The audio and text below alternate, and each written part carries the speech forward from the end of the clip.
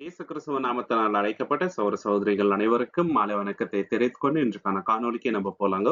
இன்றைக்கு நம்ம பார்க்க போகின்ற தலைப்பு என்னன்னு பார்க்கும்போது நெஹேமியா சொல்லும் 5 ஜெப பாடங்கள். நெஹேமியாஸ் 5 பிரேயர் லெசன்ஸ். வேதத்துல இருக்கின்ற விசுவாசிகள்கிட்ட ஒரு பாடத்தை நம்ம கத்துக்கலாங்க அவங்க லைஃப்ல இருந்து. அந்த அடிப்படையில நெஹேமியாட்ட நம்ம இன்னைக்கு என்ன கத்துக்க போறோம் அப்படின்னாக்கா, ஜெபம் எப்படி பண்றது, ஊக்கமான ஜெபம் எப்படி இருக்கும், தேவனுக்கு உகந்த ஜெபம் என்ன அப்படின்றத நெஹேமியாவோட லைஃப்ல இருந்தே நம்ம கத்துக்கலாங்க. அவரும் ஜெபம் பண்றாரு, எப்படி பண்ணாரு, அதுல 5 பாயிண்ட்ஸ் நம்ம பார்க்கலாம். முதலாவது பாடம் என்னன்னு பாத்தீங்கன்னாக்கா, ஜெபம் உண்மையான கேர்ல இருந்து வரணும் இல்லைங்களா. மத்தவங்களை நம்ம உண்மையா நேசிக்கின்றோம், அவங்க மேல ரொம்ப ரொம்ப கேர் நம்ம வைத்திருக்கிறோம்னாக்கா அதன் மூலியமாக ஜெபம் வரணுமே தவிர ஒரு அஜெண்டா அதுல இருக்கக்கூடாதுங்க. நம்மளுக்கு என்ன பெனிஃபிட் வருது அது செகண்டரியா நம்ம எடுத்து வச்சிடணும். ஃபர்ஸ்ட் மத்தவங்களோட நலன் அத குறிச்சு நம்ம ஜெபிக்கணுங்க. அந்த மாதிரி நெஹேமியா ஜெபிக்கின்றார் இல்லைங்களா. இதுல அவர்கிட்ட சுயநலமே இல்லைங்க சகோதர சகோதரி. அதனாலதான் அவருடைய ஜெபம் கேட்கப்பட்டுச்சு. நெஹேமியா 1ஆம் அதிகாரம் 4வது வசனத்துல, நெஹேமியா சாப்டர் 1 verse 4ல, இந்த வார்த்தைகளை கேட்டபோது நான் உட்கார்ந்து அழுது சில நாளாய் துதித்து உபவாசித்து மன்றாடி பரலோகத்தின் தேவனை நோக்கி என்னென்ன பண்றாரு பாருங்க. ஃபர்ஸ்ட் அழுகுறாருங்க. ஏன்னாக்கா இஸ்ரேல் பாழாகி போயிருக்குதுங்க. அந்த வால்ஸ் வந்துட்டு இருக்குது, டெம்பிள் அழிஞ்சிட்டு இருக்குது. இதை கேள்விப்பட்ட உடனே ஃபர்ஸ்ட் அவருக்கு வர்றது என்னன்னு பாத்தீங்கன்னாக்கா அழுவு. அவரோட லைஃப குறிச்சு அவர் அழுவல. தேவனுடைய நகரமாகிய எருசலேம் இந்த மாதிரி பாழாயி போறீக்கே அப்படின்னு சொல்லிட்டு அழுவுறாரு. அப்புறம் தேவனை துதிக்கிறாருங்க. முக்கியமான ஒண்ணு அவர் பண்றது என்னன்னு பாத்தீங்கன்னாக்கா உபவாசித்து அப்புறம் ஜெபம் பண்றாருங்க. இந்த மாதிரி அவர் ரியாக்ட் பண்றாருங்க சகோதர சகோதரி. எந்த அளவுக்கு அவருடைய மனசு எருசலேம் மேல இருந்தது அப்படின்றத நம்ம பார்க்கலாம். இதுல சுயநலம் இல்லைங்க இல்லைங்களா. தேவனுடைய பிள்ளைகள் நல்லா இருக்கணும், தேவனுடைய நகரம் நல்லா இருக்கணும், மகிமையா இருக்கணும், ஏன்னா அது தேவனுடைய நகரம் அப்படின்னு சொல்லிட்டு அதற்காக ஜெபம் பண்றாரு. இன்னைக்கு நம்ம எதற்காக ஜெபம் பண்றோம்?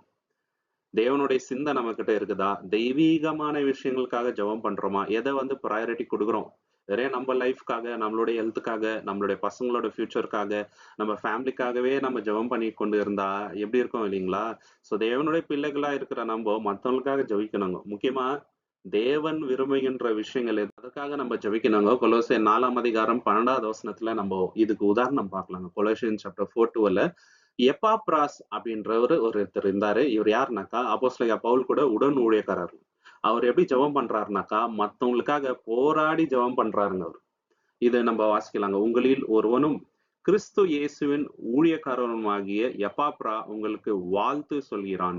தேவனுடைய சகல சித்தத்தின்படி எல்லாம் நிறைவு உள்ளவர்களாகவும் முழு நிச்சயம் உள்ளவர்களாகவும் நிலைநிற்கும்படி அவன் உங்களுக்காக எப்பொழுதும் ஜெபங்களில் போராடுகிறான். பாத்தீங்களா, எதற்காக ஜெபம் பண்றாருங்க? சபையில இருக்கிறவங்க தேவனுடைய சித்தத்தை நிறைவேற்றணும், முழு நிச்சயமாக விசுவாசத்துல நிலை கொன்று நிற்க வேண்டும், கடைசி வரைக்கும் அந்த விசுவாசத்துல அவங்க இருக்கணும், மெச்சூர்ட் ஆகணும் அப்படின்றதுக்காக ஜெபம் பண்றாரு. இப்ப நம்ம எதற்காக ஜெபம் பண்றோம்? சபையில இருக்கிறவங்களுக்காக ஜெபம் பண்றோமா?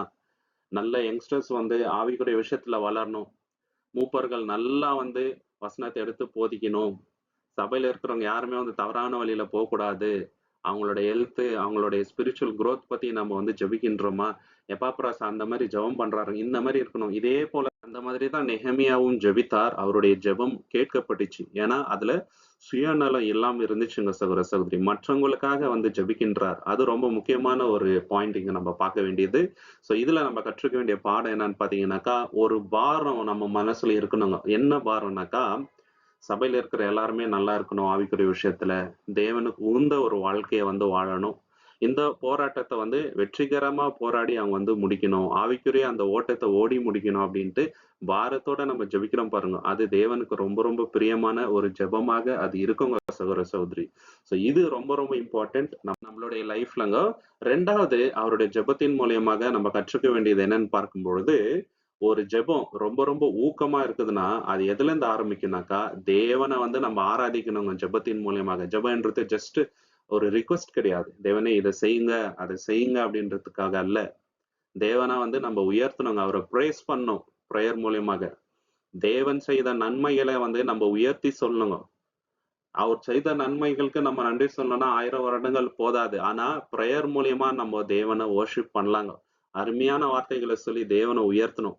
அவருடைய கேரக்டர் இருக்குது பாருங்க, அதை நம்ம சொல்லணுங்க ஜெபத்தின் மூலியமாக. தேவனே நீங்க இப்படிப்பட்டவங்க, எவ்வளவு நன்மைகள் எங்க வாழ்க்கையில நீங்க செய்திருக்கிறீங்க. நீங்க இரக்கம் உள்ளவர் அப்படின்னு சொல்லிட்டு நம்ம அவரை உயர்த்தணுங்க. இப்படி நம்ம ஜெபிக்கும்போது அந்த பிரேயர் ரொம்ப பவர்ஃபுல்லான பிரேயரா மாறுது. நெகெமியா 1ஆம் அதிகாரம் 5வது வசனத்துல நெகெமியா இப்படித்தான் ஜெபம் பண்ணாரு. நெகெமியா சாப்டர் 1 வெர்ஸ் 5. பரலோகத்தின் தேவனாகிய கர்த்தாவே, உம்மில் அன்பு கூர்ந்து உம்முடைய கற்பனைகளை கைக்கொள்ளுகிறவர்களுக்கு உடன்படிக்கையும் கிருபையும் காக்கின்ற மகத்துவமும் பயங்கரமான தேவனே. பாத்தீங்களா என்ன மாதிரி வார்த்தைங்க. பரலோகத்தில் இருக்கின்ற தேவனே, கர்த்தாவே, உண்மையில் அன்பு கூர்ந்து உங்களுடைய கற்பனை கை கொள்றவங்களுக்கு நீங்க வந்து உடன்படிக்கையை காத்து கொள்றீங்க. நீங்க வந்து மகத்துவமான தேவன், பயங்கரமான தேவன் அப்படின்ட்டு சொல்றாரு இல்லைங்களா. தேவனை எப்படி அவர் கூப்பிடுறாருங்க? கர்த்தாவே அப்படின்றாருங்க, பரலோகத்தின் தேவனே அப்படின்றாருங்க, மகத்துவமான தேவனே அப்படின்றாருங்க, நீங்க வந்து பயங்கரமானவர் அப்படின்ட்டு சொல்றாருங்க, நீங்க வந்து வாக்கு தத்தத்தை மீறாதவர் அப்படின்ட்டு சொல்றாருங்க, நீங்க வந்து இரக்கம் உள்ளவர் அப்படின்ட்டு சொல்றாருங்க. இப்படி நம்ம ஜெபித்தோம்னாக்கா அந்த ஜெபம் ரொம்ப பவர்ஃபுல்லான ஜெபமா இருக்கும். தானியலும் இதே மாதிரி ஜெபம் பண்ணாருங்க. தானியல் 9ஆம் அதிகாரம் 4வது வசனத்துல, டானியல் சாப்டர் 9 வெர்ஸ் 4ல, என் தேவனாகிய கர்த்தரை நோக்கி ஜெபம் பண்ணி பாவ அறிக்கை செய்து, ஆண்டவரே, உம்மில் அன்பு கூர்ந்து உம்முடைய கற்பனைகளை கைக்கொள்ளுகிறவர்களுக்கு உடன்படிக்கையையும் கிருபையையும் காக்கின்ற மகத்துவமும் பயங்கரமுமான தேவனே. ஆல்மோஸ்ட் சிமிலரான வேர்ட்ஸ். உங்களுடைய கற்பனையை யாரெல்லாம் கை கொள்றாங்களோ அவங்க கிட்ட நீங்க என்ன பண்றீங்க? உடன்படிக்கை பண்ணி உங்களுடைய கிருபையை அவங்க மேல காட்டுறீங்க. நீங்க மகத்துவமான தேவன், பயங்கரமான தேவன். நெகெமியாவும் அப்படித்தான் ஜெபம் பண்ணாருங்க. டேனியலும் அதே மாதிரி தான் ஜெபம் பண்ணாரு. 2 பேரோட ஜெபமும் தேவன் வந்து கேட்டாருங்க. அதுக்கு பதில் கொடுத்தார். இதுல நம்ம கற்றுக்க வேண்டிய பாடம் என்னன்னு பாத்தீங்கன்னாக்கா, நமக்கு சில சமயங்கள்ல தேவன் நெக்ஸ்ட் என்ன பண்ண போறார் அப்படின்றது தெரியாது. ஆனா தேவன் யார் என்பதை நம்ம வந்து நல்லா அறிந்திருக்கின்றோம். அதை சொல்லி நம்ம வந்து ஜெபிக்கலாங்க சகோதர சகோதரி. 3வது, அவருடைய ஜெபத்துல இருந்து நம்ம கற்றுக்க வேண்டியது என்னன்னு பாத்தீங்கன்னாக்கா, ஒரு ஜெபம் ரொம்ப ரொம்ப எஃபெக்டிவா இருக்கணும்னாக்கா நம்ம என்ன பண்ணணும்னாக்கா, ஆனஸ்டா மனப்பூர்வமா நம்மளுடைய பாவங்களை அறிக்கையிட வேண்டும்.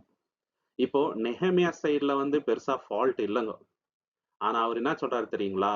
நாங்க எல்லாரும் சேர்ந்து உங்களுக்கு விரோதமா பாவம் பண்ணிட்டோம் அப்படின்ட்டு சொல்றாரு. அவர்கிட்ட அந்த அம்பல்னஸ் இருந்துச்சுங்க சகோதர சகோதரி. அவர் நேர்மையா வந்து கன்ஃபஸ் பண்றாரு. அவர் ஜனங்களை வந்து குற்றம் சாட்டல. இவரும் அவங்க கூட சேர்ந்துக்கிறாருங்க. அவங்க சார்பா ஜெபம் பண்றாரு. இவர் என்ன சொல்றாருனாக்கா, நாங்களும் சேர்ந்து உங்களுக்கு விரோதமா பாவம் பண்ணிட்டோமே தேவனே அப்படின்ட்டு. நெகெமியா 1ஆம் அதிகாரம் 6, 7 வசனங்களை நம்ம பார்க்கலாம். நெகெமியா சாப்டர் 1, 6 and 7ல, உம்முடைய ஊழியக்காரனாகிய நான் உமக்கு முன்பாக இரவும் பகலும் சொல்கிற ஜெபத்தை கேட்கவும், உம்முடைய ஊழியக்காரனாகிய இஸ்ரவேல் புத்திரர்கள் செய்த பாவங்களை ஒப்புக்கொள்ளவும் உம்முடைய செவி சாய்த்தும் உம்முடைய கண்களை திறந்தும் இருப்பீராக. நாங்கள் உமக்கு விரோதமாய் பாவம் செய்தோம், நானும் என் பிதாவினுடைய வீடும் பாவம் செய்தோம். பாத்தீங்களா சொல்றாருங்க, நாங்க எல்லாரும் பாவம் செய்தோம், நானும் என்னோட பிதாவின் வீடும் பாவம் செய்தோம். நாங்கள் உமக்கு விரோதமாக மிகவும் தீமையாய் நடந்து உம்முடைய ஊழியக்காரனாகிய மோசேக்கு நீர் கட்டளையிட்ட கட்டளையும் ஆக்கினையையும் தீர்ப்புகளையும் காக்காமல் இருந்தோம். பாத்தீங்களா, மோசைக்கு நீங்க ஏராளமான விஷயத்த சொல்லி கொடுத்தீங்க எங்களுக்கு சொல்றதுக்கு, அது எதுவுமே நாங்க வந்து காப்பாத்தல அப்படின்ட்டு அறிக்கையிட்டுறாருங்க. இந்த பிரேயர் வந்து தேவனோட மனசை வந்து மூவ் பண்ணிச்சுங்க. தேவன் வந்து உன்னிப்பா கேட்டாரு. ஏன்னா அந்த மாதிரி இருந்துச்சுங்க ஜெபம். பாவத்தை வந்து ஒண்ணு விடாம அறிக்கையிட்டுறாரு. அவர் என்ன சொல்லனாக்கா, அவங்க பாவம் பண்ணிட்டாங்க தேவனே, உங்களுடைய ஜனங்கள் பாவம் பண்ணிட்டாங்க தேவனே அப்படின்ட்டு சொல்லல. அவர் என்ன சொல்றாரு, நாங்க எல்லாரும் சேர்ந்து பாவம் பண்ணிட்டோம். அவ்வளவு பர்சனலா இருந்துச்சுங்க. நானும் என் தகப்பன் வீட்டாரும் அப்படின்ட்டு சொல்றாருங்க. அவரையும் வந்து ஐடென்டிஃபை பண்ணிக்கிறார். நானும் பாவிதான் அப்படின்ட்டு அறிக்கையிடுறாரு. அப்போஸ்தலனாகிய பவுல் கூட அறிக்கையிடுறாருங்க. பாவிகளே பிரதான பாவி நான் என்றாருங்க. அதே போல தானியேலும் ஜெபம் பண்ணும்போது என்ன பண்றாருனாக்கா, நாங்க எல்லோரும் பாவம் செய்தோம் அப்படின்ட்டு சொல்றாரு. தானியேலோட லைஃபை நம்ம பார்க்கும்போது இள வயதுல இருந்தே தேவனுக்கு விரோதமா எந்த ஒரு தப்புமே செய்யாம அவர் உண்மையா இருந்தாருங்க பாபிலோன்ல. ஆனாலும் என்ன சொல்றாரு, நாங்க எல்லோருமே பாவிகள் அப்படின்ட்டு அறிக்கையிடுறாருங்க. தானியேல் 9ஆம் அதிகாரம் 5வது வசனத்துல, டானியல் சாப்டர் 9:5ல, நாங்கள் பாவம் செய்து அக்கிரமக்காரராய் இருந்து துன்மார்க்கமாய் நடந்து கலகம் பண்ணி உம்முடைய கற்பனைகளையும் உம்முடைய நியாயங்களையும் விட்டு அகன்று போனோம். பாத்தீங்களா, இவ்வளவு தவறுகள் நாங்க செய்தோம் அப்படின்ட்டு. இந்த பிரேயர் எல்லாம் தேவனோட மனசை ரொம்ப மூவ் பண்ணிடுச்சு. எஸ்ராவும் இதே போலதான் ஜெபம் பண்ணாருங்க. எஸ்ரா 9ஆம் அதிகாரம் 6, 7ங்க. Ezra chapter 9, 6 and 7.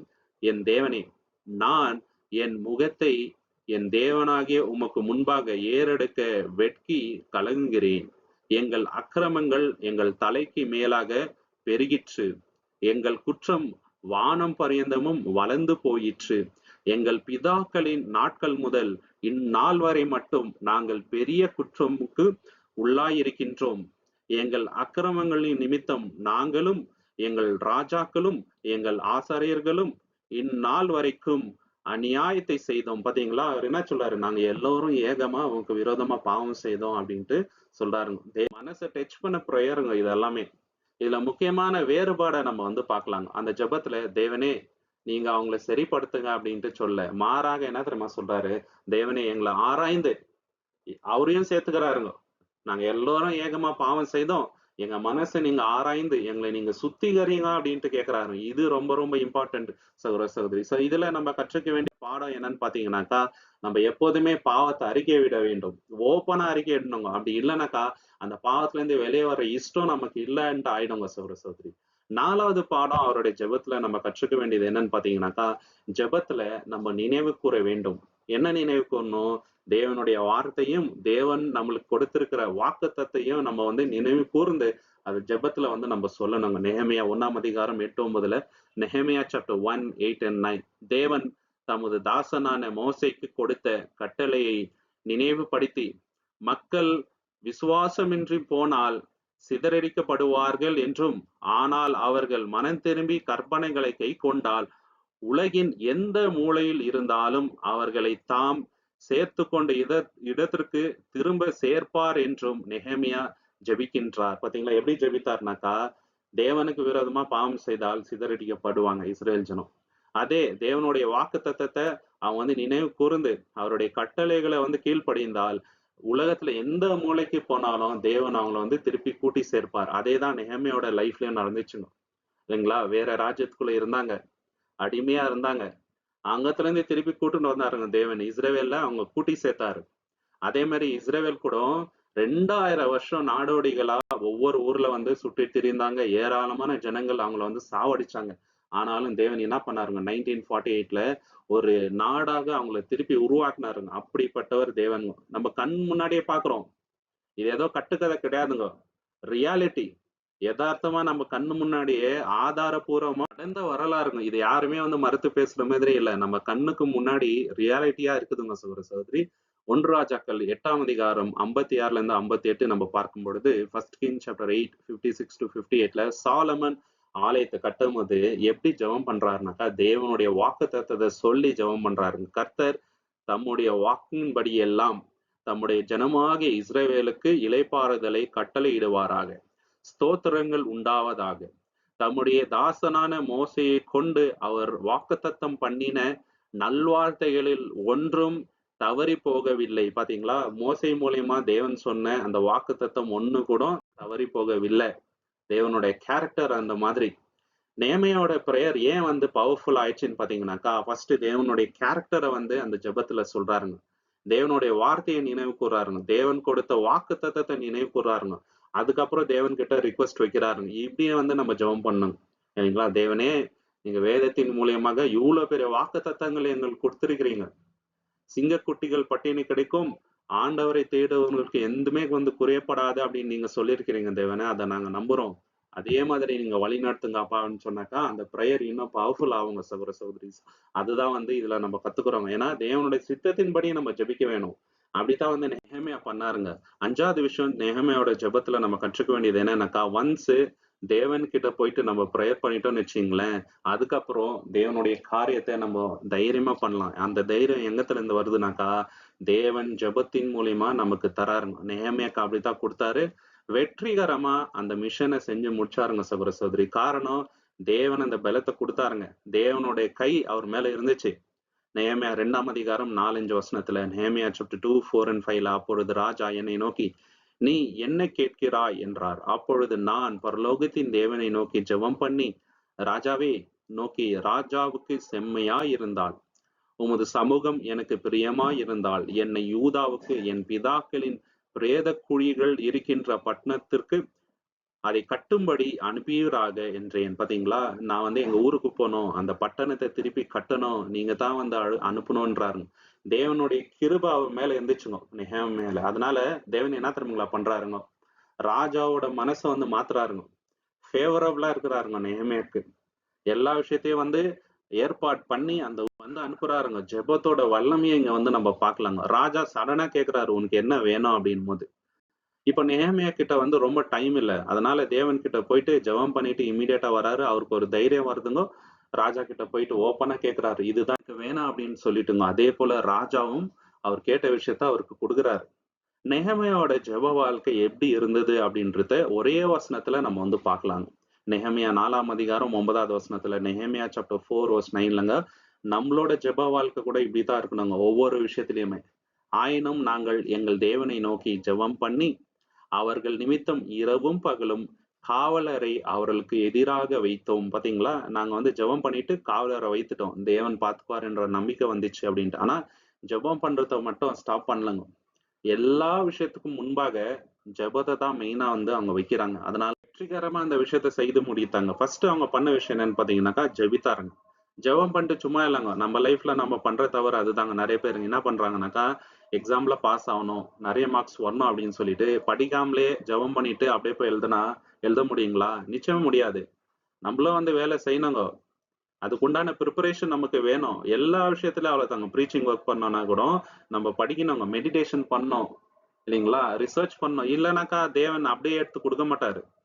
நம்மளுக்கு பலன் குடுக்குறது தேவன் தான். ஆனா, நம்ம எவ்வளவு இன்ட்ரெஸ்ட் காட்டுறோமோ, அந்த அளவுக்கு வெற்றிய வந்து தேவன் நமக்கு தருவாரு. இத நம்ம மறந்துடக்கூடாதுங்க. ஃபர்ஸ்ட் பிரேயரு, அப்புறம் பிரிப்பரேஷனு, அப்புறம் தேவன் மேல முழு மனதோட நம்பிக்கை வச்சாங்க. அந்த வேலைய வெற்றிகரமா செய்து முடித்தாங்க. எத்தனையோ பேர் எதிரிகள் அவங்களுக்கு இருந்தாங்க இல்லைங்களா? அதனால என்ன பண்றாங்க? ஒரு கையில வந்து கத்திய வச்சுட்டே வேலை பண்றாருங்க. அவ்வளவு ஆபத்து இருந்துச்சு. தேவன ஃபுல்லா டிபெண்ட் பண்ணி அந்த வேலைய பண்ணாருங்க. தேவன் என்ன பண்ணாங்க? அவங்களுக்கு ரொம்ப தைரியத்த குடுத்தாருங்க. ஏன்னா நெகேமியா தான் லீடர் இதுக்கு இல்லைங்களா? அவருக்கு ரொம்ப தைரியம் தேவைப்பட்டுச்சுங்க. இதுல வந்து டிசப்பாயின்ட்மென்ட் வரதுக்கு சான்ஸ் இருக்குதுங்க. டிஸ்கரேஜ்மென்ட் ஆவறதுக்கு சான்ஸ் இருக்குது. அவர வந்து தேவன் அந்த மாரி வல்லமையா வழிநடத்தினாரு. காரணம், அவரோட ஜெபத்தின் மூலியமா தேவன் அவருக்கு குடுத்த அந்த தைரியம். நமக்கும் தேவன் அதே தைரியத்த குடுப்பாருங்க. சோ நம்ம ஜெபம் பண்ணிட்ட பிறகு, தேவன் கொடுக்கிற தைரியத்தின் மூலியமா வேலை செய்ய ஆரம்பிச்சுடணுங்க சகோதர சகோதரி. அப்போ தேவன் நம்மளுக்கு வெற்றிய தருவாருங்க. தேவன் தாமே இந்த வசனங்களை ஆசீர்வதிப்பாராக. உங்களுக்கு இந்த காணொளி பிடிச்சிருந்தா லைக் பண்ணுங்க, ஷேர் பண்ணுங்க, சப்ஸ்கிரைப் பண்ணுங்க. தேவனுடைய சித்தம் இருந்தால் கூடிய சீக்கிரம் இன்னொரு காணொளியில நம்ம எல்லோருமே சந்திக்கலாம். நீங்கள் கொடுக்கின்ற எல்லா ஆதரவுக்கும் நன்றிகள். Thank you so much. Amen.